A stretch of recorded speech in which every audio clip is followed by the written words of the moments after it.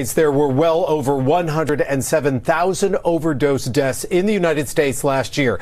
The majority of those deaths, close to 75,000, blamed on fentanyl. Fentanyl, made in Mexico, shipped to the U.S. by a cartel with two of their leaders now in custody. In the words of Attorney General Merrick Garland tonight, they are behind one of the most violent and powerful drug trafficking organizations in the entire world. They got him, two men surrendering to authorities without incident when a private plane landed at a small airport in New Mexico, just minutes away from El Paso. Late tonight, the Justice Department whisking the arrested pair out of the airport, where they will soon face multiple charges. It's a big arrest for the feds, and the hope it will have big implications for the synthetic drug epidemic in the U.S. The government blaming the Sinaloa and Jalisco cartels of being at the heart of the crisis.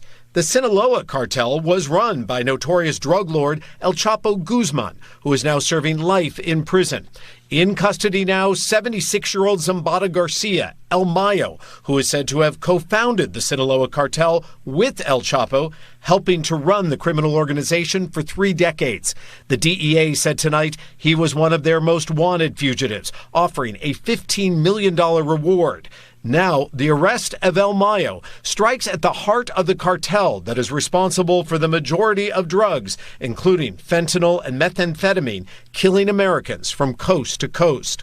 With El Chapo behind bars, his sons inherited his drug trafficking empire, and on that plane that landed in the U.S. today, one of those sons, Joaquin Guzman Lopez, who was wanted for $5 million. The DEA says his arrest is another enormous blow to the Sinaloa cartel. In 2017, he and his brothers, the Chapitos, allegedly took control of the Sinaloa cartel after El Chapo was extradited to the United States.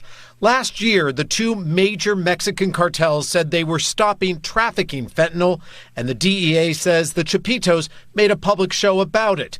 But the supply of fentanyl has not decreased, according to the government, and the DEA dismissing the supposed ban of fentanyl as nothing more than a publicity stunt. So at this point, when it comes to the Chapitos, those 4 sons of El Chapo, there is now a total of 2 in custody. 2 other sons have not been apprehended. And you may be wondering, Colleen, why did today's arrest finally happen?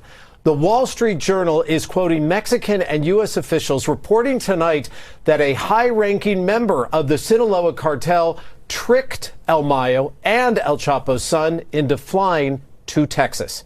We checked the flight plan for that plane, and it shows destination Brazil. In our newsroom, I'm Robert Kavasik. Colleen, let's go back to you.